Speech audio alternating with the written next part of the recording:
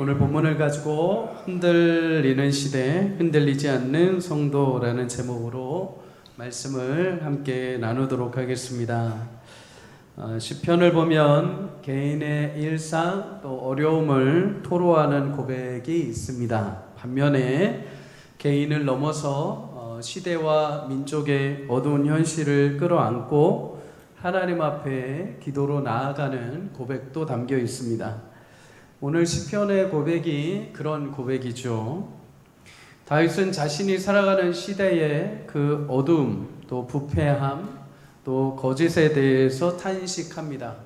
진실한 말은 사라지고 거짓이 가득한 이 시대, 하나님 앞에 충성스러운 삶을 살기보다도 자신의 완악함과 자신 중심으로 살아가는 그 시대를 바라보며 탄식을 하죠.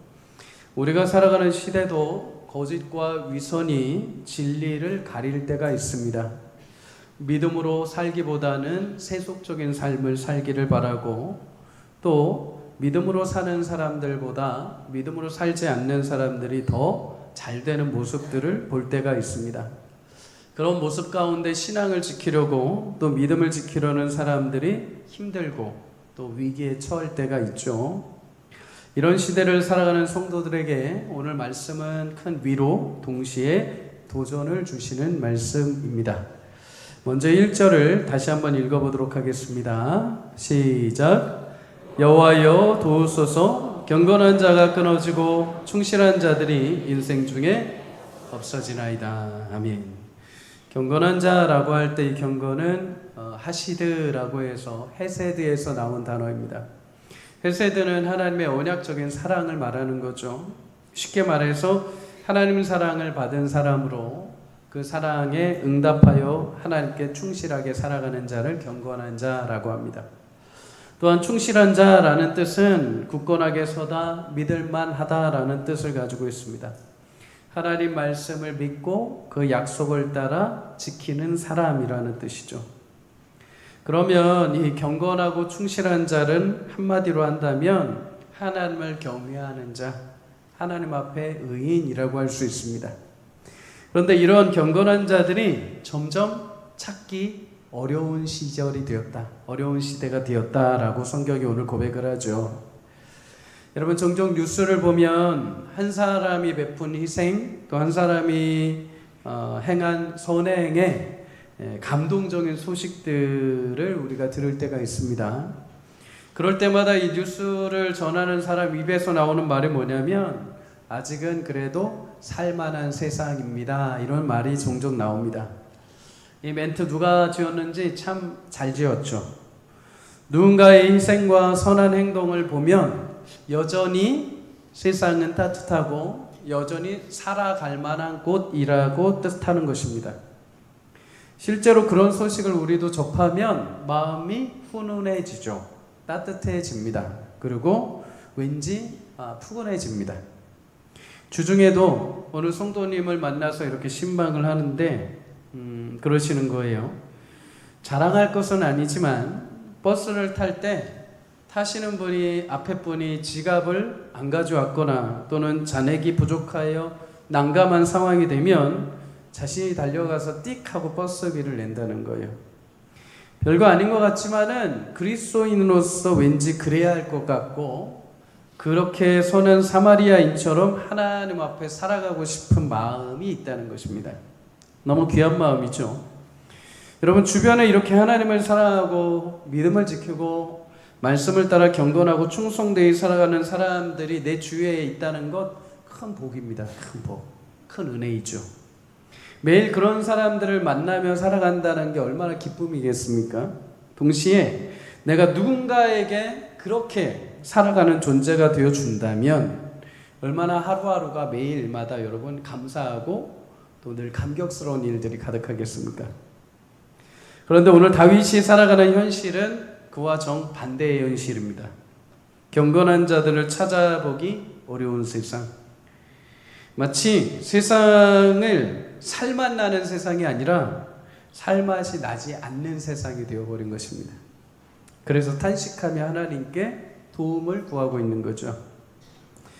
그렇다면 여러분, 경건한 자가 사라지는 것이 왜 이토록 탄식할 만한 일인가?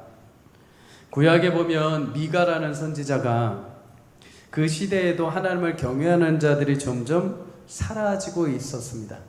그러면서 미가가 그 시대를 바라보며 이렇게 탄식을 하죠. 미가야 7장 1절에서 2절에 보면, 재앙이로다 나여 나는 여름 과일을 딴 후에 포도를 거둔 후 같아서 먹을 포도송이가 없으며 내 마음에 사모하는 처음 익은 무화과가 없도다.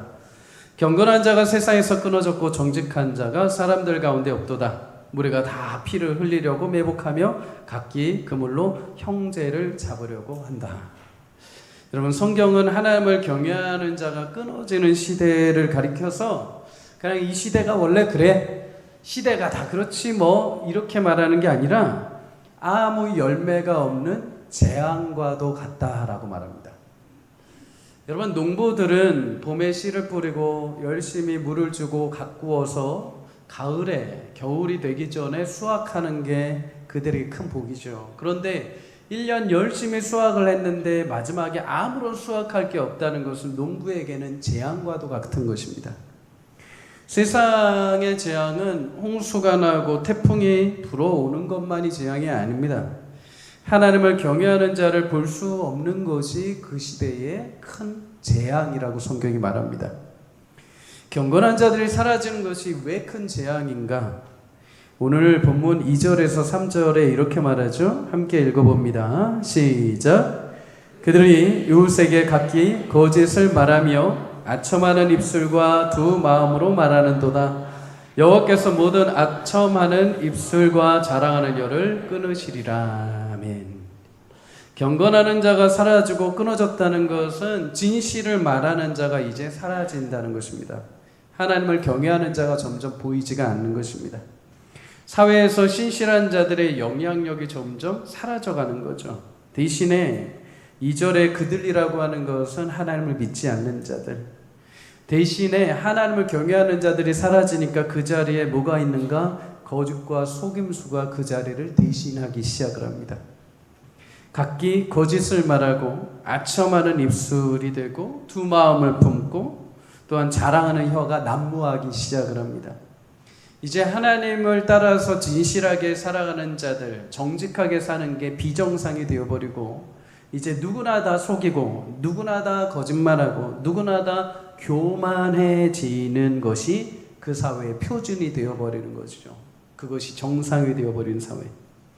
거짓과 위선과 교만한 자의 특징은 여러분 무엇입니까? 하나님을 경외하지 않습니다. 하나님을 무서워하지 않습니다. 하나님을 두려워하지 않습니다. 그래서 이들이 뭐라고 하는가?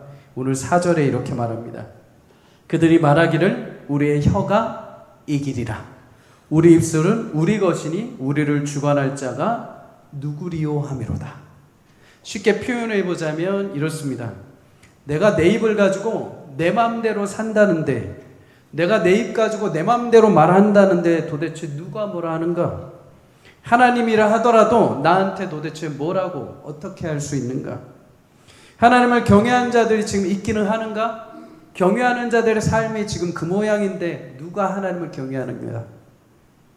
여러분, 이렇게 악한 자들의 모습, 이제 시대가 지나갈수록 하나님을 경외하는 자들은 뒷전으로 물러가고 자신의 교만과 자신의 악함이 드러나는 그게 중심에 서는 사회가 되어버린 거죠. 여러분, 이런 악한 자들의 모습에 대해서 시편 73편의 시편 기자도 동일하게 탄식하며 고백하는 내용이 있습니다. 시편 73편의 기자가 첫 시작을 뭐라고 하는가? 내가 하나님 때문에 실망할 뻔했다, 낙심할 뻔했다, 내가 크게 무너질 뻔했다 라고 말합니다. 그 이유가 뭐냐면 세상에 악인들이 득세하고 오히려 의인들이 힘든 삶을 사는 것을 보면서 하나님 앞에 크게 내가 낙심할 뻔했다. 어떻게 하나님 그걸 두고 보고 계시는가? 그래서 미끄러질 뻔했다라고 말합니다. 심지어 악인들은 힘이 강건하고 잘 먹고 잘 살고 살도 찌고 그들의 눈은 하늘 높은 줄 모르며 거만했다라고 말합니다. 이 73편에 등장하는 악인들의 특징이 오늘 본문에 나오는 악인들의 특징과 굉장히 유사합니다. 시편 73편 8절에서 9절 한번 읽어볼까요? 시작. 그들은 능욕하며 악하게 말하며 높은 데서 거만하게 말하며 그들의 입은 하늘에 두고 그들의 혀는 땅에 두루 다니도다. 아멘. 그 입이 하늘에 두었다는 것은 그 입술로 하나님을 대적한다는 것입니다. 하나님을 대적하는 것. 혀가 땅에 두루 다닌다는 것은 거짓말을 퍼뜨려서 사람들을 미혹하고 자기 영향력을 과시하기 위해 돌아다닌다는 거죠. 그런데 이런 악인들이 이 땅에서 어떻게 산다? 잘 산다라는 것입니다. 그러니 시편 74편 기자가 시험에 들 만하죠. 욥기 21장에도 보면 욥이 탄식하는 장면이 나옵니다. 욥은 여러분 아시다시피 동방에 하나님을 경외하던 사람, 그는 신실하게 하나님을 예배하던 사람이고 많은 어려운 사람들을 도와주던 사람들입니다. 근데 하루아침에 자녀들이 죽고 모든 물질들을 잃어버리고 심지어 자기도 질병에 걸리게 되죠. 이 질병에 걸리고 이 모든 환경 가운데 새 친구들이 욥을 찾아옵니다. 욥을 위로한다고는 하지만은 결국에는 욥에게 더 짐을 씌워주죠. 어떻게 해요? 욥아, 네가 지금 이 당하는 모든 징계는 하나님 앞에 네가 뭔가 죄를 지었기 때문이다. 야, 하나님은 괜히 심판하시는 분이 아니야. 너가 뭔가 큰 죄를 범했으니까 잘 생각해 보라는 것입니다. 여러분, 이 말은 굉장히 그럴듯하죠. 논리 정연합니다. 논리가 맞습니다. 욥이 당하는 시련, 당신의 죄로 인하여 지금 하나님이 징계하신다고 인정이 되어야 됩니다. 욥의 새 친구들이 그거를 주장한 거죠. 근데 욥이 이 얘기를 듣고 답답해합니다. 적어도 내가 완벽하지는 않지만 그래도 하나님 앞에 매일 하루하루를 최선을 다해서 예배하고 용서함을 받고 또 많은 사람들을 도와주기 위해서 자신의 물질을 내어두고 고아와 가부를 돌아보았던 그 삶을 통해서 내가 이 정도 징계받을 일을 하지는 않았다는 겁니다. 내가 이 정도 죄를 범하지는 않았다는 거죠. 그래서 욥도 73편, 시편 73편의 시인처럼 답답해하면서 말합니다. 친구들아, 정말 죄를 범한 자들이 하나님의 심판을 받느냐? 정말 그렇다고 생각을 하느냐? 근데 내가 본 악인들은 그렇지 않더라.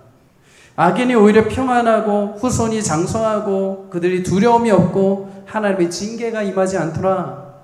그들은 오히려 수소도 많고 암소도 많고 짐승의 새끼들도 낳고 자녀들이 춤을 추고 잔치를 벌인다. 그렇게 행복하게 지내다가 갑자기 죽는다.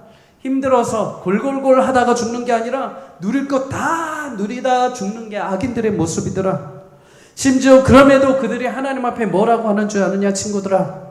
욥기 21장 14절에서 15절에 이렇게 말합니다. 함께 읽어봅니다. 시작.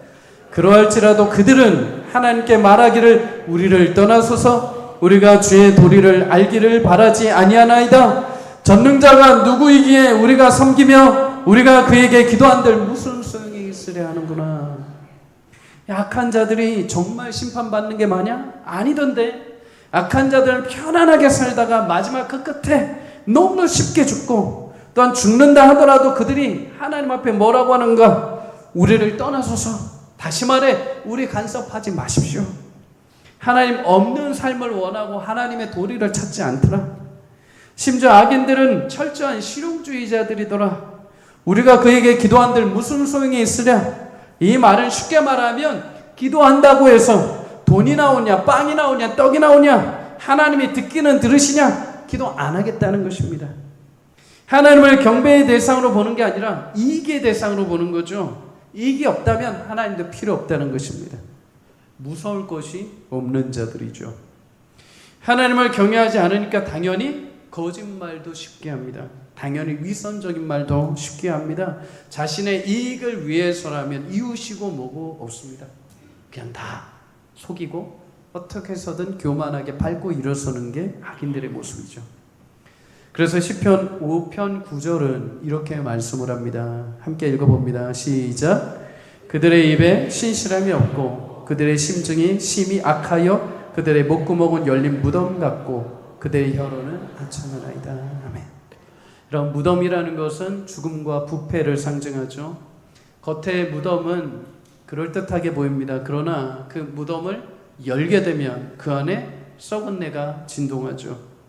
목구멍이 열린 무덤이라는 것은 그 입을 다물 때까지는 아무렇지 않은 것 같은데 그 입에서 나오는 말이 진실함이 없고 거짓과 죽음과 부패함을 만들어낸다는 것입니다.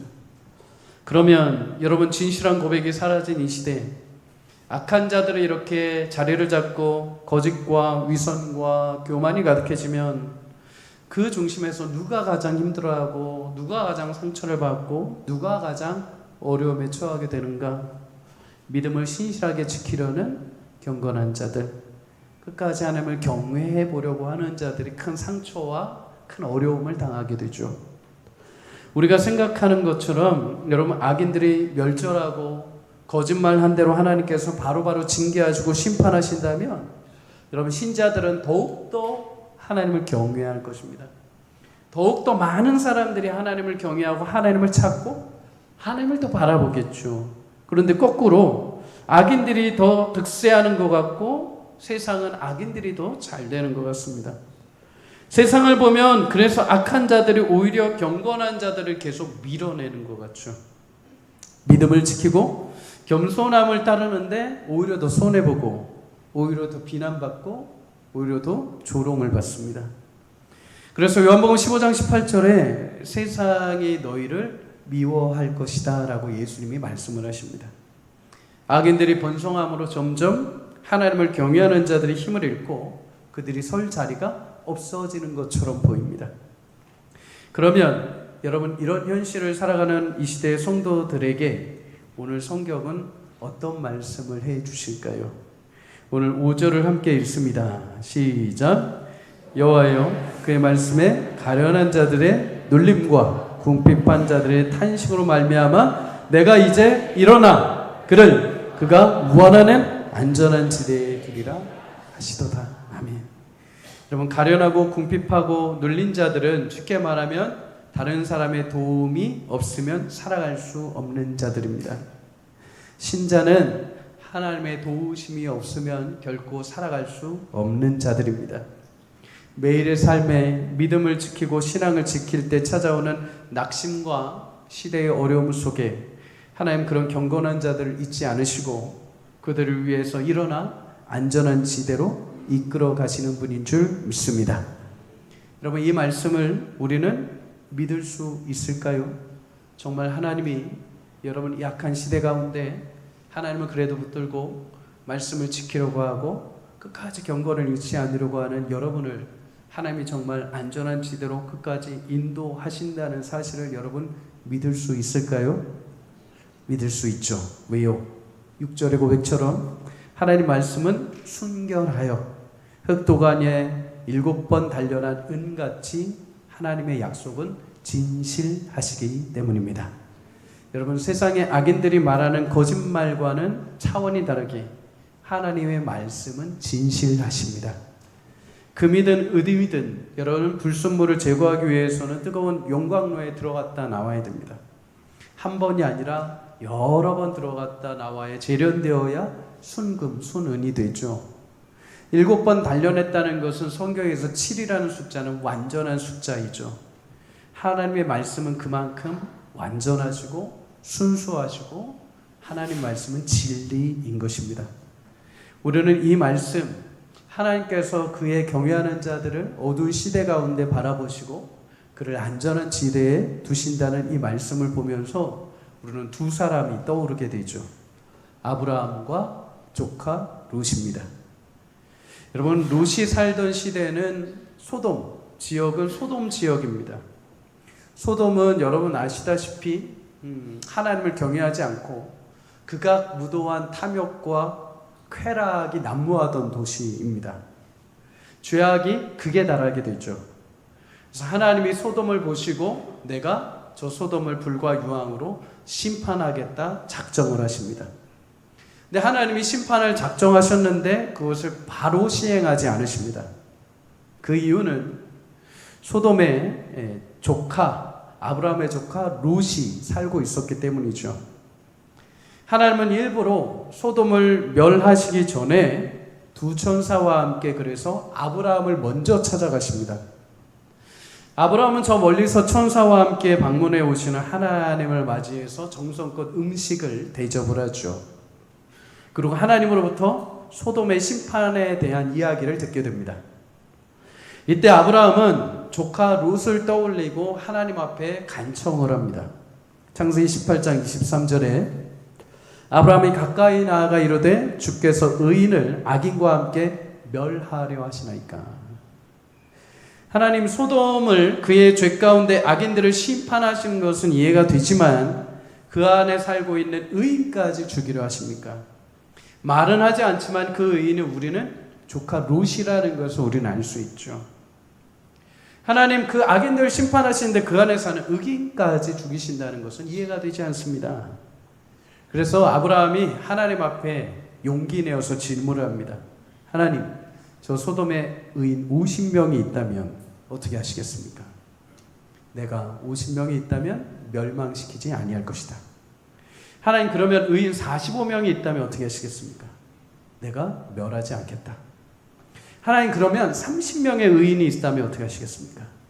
그래도 내가 멸하지 않겠다. 하나님, 용서하고 들어주십시오. 만약에 의인 20명이 있다면 어떻게 하시겠습니까? 내가 용서할 것이다. 마지막으로 하나님, 한 번만 더 용서하고 들어주십시오. 만약에 소돔에 의인 10명이 있다면 어떻게 하시겠습니까? 내가 그 의인 10명으로 인해서 소돔을 멸하지 않겠다.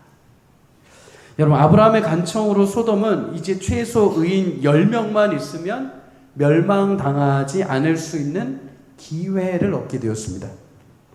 왜 아브라함이 굳이 10명까지 내려오게 되었는가? 의인 추측해 보자면 롯이 당시에 롯과 그의 아내, 그의 두 딸, 그리고 딸들의 사위 총 6명이 있었죠.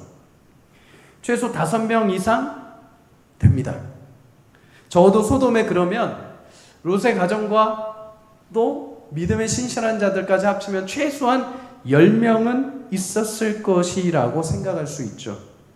그런데 안타깝게도 소돔에는 의인 10명이 없었습니다.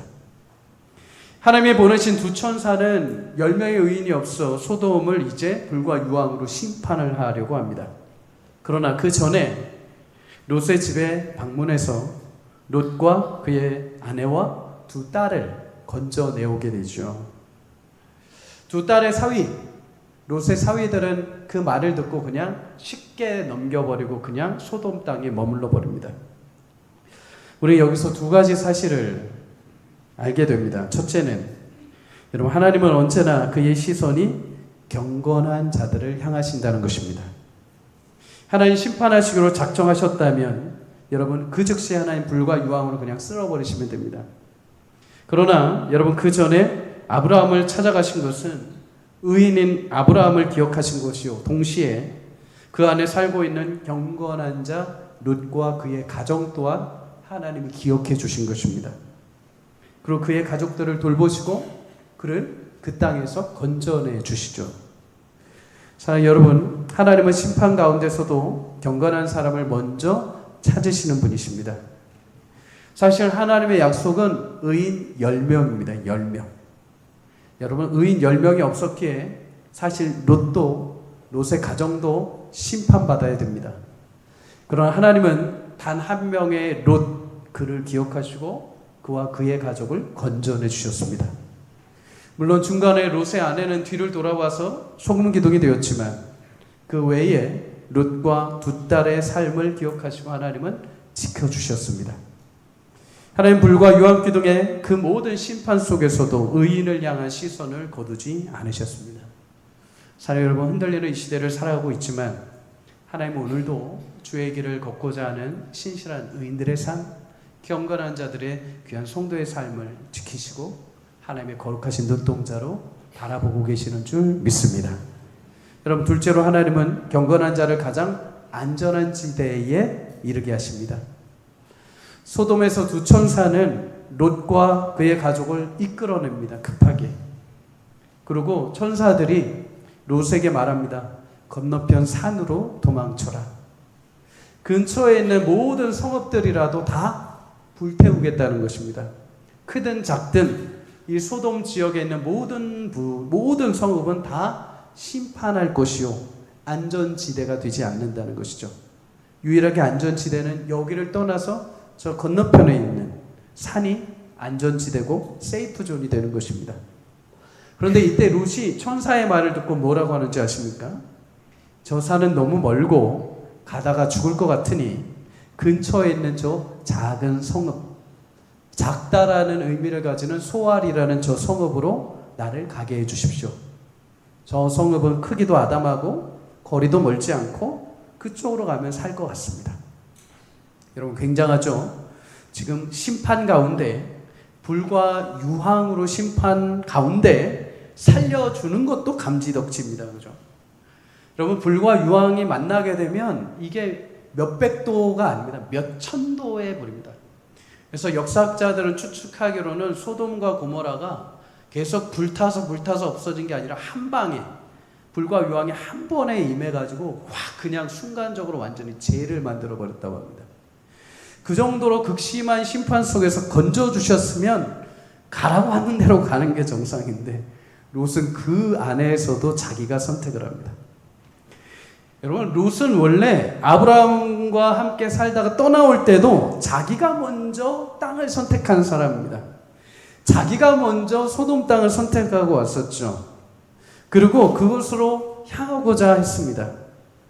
그리고 원래 롯이 결정한 성읍도 사실 심판받아야 될 소알 성읍이었습니다. 지금 도망치는데도 자기가 또 선택을 하죠. 원래 여기도 심판받아야 되는데 룻 때문에 하나님이 잠깐 심판을 여기 머물게 하십니다. 멈춰버리십니다. 하나님이 그럼에도 들으십니다. 그리고 작은 성읍을 보호하시죠. 멸하시지 않습니다. 그런데 신기하죠. 다음날 아침이 되었을 때 불과 유황이 임할 때 룻이 자기가 선택한 성읍이잖아요. 그럼 거기가 가장 안전해야 되잖아요. 거기가 가장 마음이 편해야 되잖아요. 근데 아침에 불과 유황이 막 임하는데 소돔과 고모라가 불타는 것을 보면서 마음에 어떤 마음이 드냐? 두려운 마음이 들기 시작했습니다. 아, 내가 여기 있다가 죽는 거 아닌가?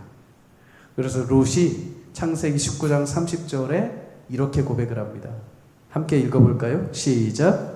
롯이 소알에 거주하기를 두려워하여 두 딸과 함께 소알에서 나와 산에 올라가 거주하되 그 두 딸과 함께 굴에 거주하였다.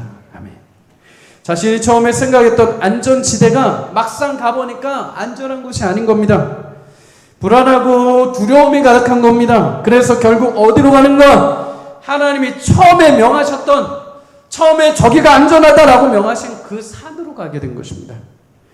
여러분 흔들리는 이 세상에서 진정 우리의 안전한 지대는 내가 생각한 것이 아니라 하나님이 이끄시고 하나님이 인도하시는 곳이 가장 안전한 지대인 줄 믿습니다. 아브라함과 롯 모두 둘 다 경건한 자들입니다. 의인이었습니다. 한 사람은 하나님이 명하신 대로 갔던 아브라함, 그는 가는 곳곳마다 여러 가지 대적들이 있었습니다. 애굽 바울왕이 있었고 그랄 사람들이 있었고 자신이 땅을 파는 우물들을 뺏는 사람들이 족족 나타났습니다. 그런데 가는 곳곳마다 하나님이 안전지대가 되어주셨습니다. 그래서 그를 피할 길을 주시고 그를 보호하시고 그의 연약함 가운데서도 그를 건져주셨습니다. 반면 롯은 첫 시작부터 자신이 다 선택합니다. 소돔도 그가 선택했고 소알도 그가 선택했습니다. 그런데 여러분 그가 선택한 곳곳마다 안전지대가 되지 않습니다. 다 실패했습니다. 그럼에도 하나님 그를 인도하셔서 그에게 예비하신 안전지대로 위기 가운데서도 곳곳마다 하나님께서 그를 끝까지 놓지 않고 인도해 가십니다. 오늘 시편에 하나님이 그가 원하는 안전한 지대에 두신다.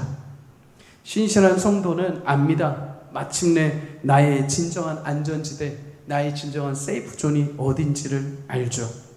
그래서 진실한 성도는 이렇게 고백하죠. 시편 46편 1절에서 2절을 함께 읽습니다. 시작. 하나님은 우리의 피난처시오 힘이시니 환난 중에 만날 큰 도움이시라. 그러므로 땅이 변하든지 산이 흔들려 바다 가운데 빠지든지 바닷물이 솟아나고 뛰놀든지 그것이 넘침으로 산이 흔들릴지라도 우리는 두려워하지 아니하리라. 아멘. 환난 가운데 흔들리는 세상 속에 우리의 유일한 피난처 안전지대는 하나님이십니다. 하나님이 경건한 자들의 인생을 붙드시고 보호하시고 피난처요 반석이요 산성이 되어 주십니다. 그리고 흔들리는 이 시대 가운데 요동하지 않도록 여러분의 인생을 보존해 주실 줄 믿습니다. 사랑하는 여러분, 이사야 57장에 보면 이 시대 경건함을 지키는 신자들에 대해서 놀라운 비밀을 한 가지 말씀하십니다. 이사야 57장 1절에서 2절에 이렇게 말합니다. 의인이 죽을지라도 마음에 두는 자가 없고 진실한 이들이 거두어감을 당할지라도 깨닫는 자가 없도다. 의인들은 악한 자들 앞에서 불려가도다. 그들은 평안에 들어갔나니 바른 길로 가는 자들은 그들의 침상에서 편히 쉬리라. 아멘. 여러분, 때로는 악인들보다 의인들이 먼저 생을 마감하기도 합니다. 그리고 경건하게 믿음을 지키다가 그렇게 부름을 받은 자들을 세상은 기억하지 않을 때가 있죠. 알아주지도 않습니다. 그렇게 남을 위해서 살고 그렇게 신앙을 지키다가 저렇게 죽었는데 그게 무슨 의미가 있어 하면서 세상이 알아주질 않습니다. 그래서 때로 우리도 하나님 앞에 탄식할 때가 있죠. 하나님, 그렇게 신실하게 살았는데, 그렇게 믿음을 지키신 분인데 어찌 그리 빨리 데려가십니까? 어찌 그렇게 하나님 앞에 그렇게 믿음을 지키고 예배를 드리고 그렇게 성실하게 섬겼는데 어찌 그렇게 빨리 하나님 데려가십니까? 그런데 성경은 하나님이 악한 자들 앞에서 의인들을 불러가신다라고 말씀하십니다. 불러가신다, 그 품에 거두신다, 데려가신다라는 뜻입니다. 흔들리는 이 시대 가운데 심판을 당하지 않도록 경건한 자들을 하나님 기억하시고 그의 품에 안으시는 것입니다. 마치 룻을 하나님께서 심판받는 그 현장 속에 두지 않으시고 그를 불러내셔서 그의 품에 안으신 것처럼 의인들이 때로는 이 땅에 잘 살다가 갑자기 부름을 받아 죽는 것, 그것은 하나님이 그를 버리신 게 아니라 이 땅에서 죄악된 세상에서 더 이상 물들지 않고 죄악된 세상이 심판을 받지 않도록 하나님 그를 평안 가운데로 데려가신 것입니다. 패배가 아니라 안식과 평안인 것이죠. 그렇다면 하나님은 모든 의인들을 다 그렇게 먼저 데려가시는가? 아니요. 어떤 의인은 하나님의 뜻이 있으셔서 평안 가운데 먼저 불러가시기도 하고, 어떤 의인은 흔들리는 이 시대 가운데도 하나님이 여전히 역사하고 계신다는 것을 드러내는 증인으로 하나님이 이 땅에 그루터기와 같이 남겨두시는 의인들이 있습니다. 엘리야가 하나님 앞에 혼자서 나 혼자 남았습니다 라면서 탄식하며 하나님 앞에 자신을 죽여달라고 하죠. 그때 하나님이 엘리야를 위로하시면서 아직 바알에게 무릎 꿇지 않은 신실한 7,000명이 온 각지에서 지금 남아 나를 경배하고 있다. 하나님은 경건한 자들을 여전히 남겨두시고 그들을 보존하시고 그들을 통해 하나님의 일을 이루어 가신다는 것입니다. 사랑하는 여러분, 희귀해질수록 그 가치가 귀해지는 것이 있죠. 많으면 그 가치가 떨어집니다. 그런데 희귀해질수록 가치가 더 드러나는 것입니다. 마태복음 5장 13절에 14절에 예수님은 제자들을 향해서 너희는 세상의 소금이고 너희는 세상의 빛이라고 말씀을 하십니다. 여러분, 소금은 아주 적은 양으로도 그 음식의 맛을 냅니다. 아주 적은 양으로도 부패를 방지합니다. 빛도 그렇죠. 아무리 어둠이 가득해도 촛불 하나만 켜도 그 어둠은 물러가게 되어 있습니다. 어쩌면 경건한 자, 신자의 영향력은 숫자의 많고 적음이 아니라 존재 그 자체일지 모릅니다. 비록 이 시대 경건한 자 단 한 사람만 있다 하더라도 하나님은 그 한 사람을 위해 그를 안전지대에 세우시고 그를 통해 하나님의 영광의 빛을 드러내시는 분이십니다. 그래서 오늘 시편은 경건한 자가 이렇게 끊어지고 사라지고 희소해졌습니다 라고 탄식으로 시작하지만 그 단 한 사람의 경건한 자라 하더라도 진실하신 말씀을 따라 이루시는 하나님, 피난처가 되시고 안전지대가 되시는 하나님이 마침내 그를 붙드시고 영원까지 지키실 것이라는 소망의 고백으로 끝이 나게 됩니다.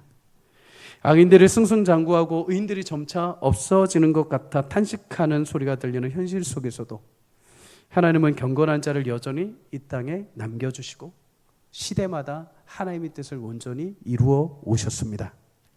이 시대를 살아가는 성도님들, 시대가 악하다고 하여서 또는 믿음을 지켜온 그 삶이 보잘것없다 세상 사람들이 말한다 하더라도 하나님은 여전히 이 땅 가운데 그루터기와 같이 남겨진 성도들의 삶을 주목하시고 그 삶을 안전지대로 인도하시며 하나님의 거룩한 빛과 소금의 역할을 감당하게 하실 줄 믿습니다.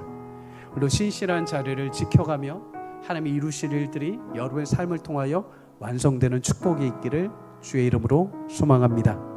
세상의 소리를 들으면 마음이 흔들리죠. 세상 사람들을 바라보면 나도 저렇게 살아야 되나라는 유혹들이 우리 가운데 찾아올 때가 있습니다. 그럴 때마다 하나님께서 여러분의 마음을 믿음으로 지켜주시고 굳건하게 세워주셔서 이 시대 여전히 안전지대가 하나님이요 나를 붙드시는 분이 여호와요 그가 나를 통해 빛과 같이 소금과 같이 역사하시는 신실한 놀라운 은혜가 여러분 삶에 펼쳐지게 하실 줄 믿습니다. 오늘도 두려움과 떨림 그 아픔마저도 모두 하나님이 만져주시고 새롭게 하실 것입니다. 우리의 안전지대는 여호와 하나님 그분의 손에 붙들려 이 땅 가운데 흔들리지 않고 믿음의 길을 걸어가는 저와 여러분이 되시기를 주의 이름으로 간절히 축복합니다.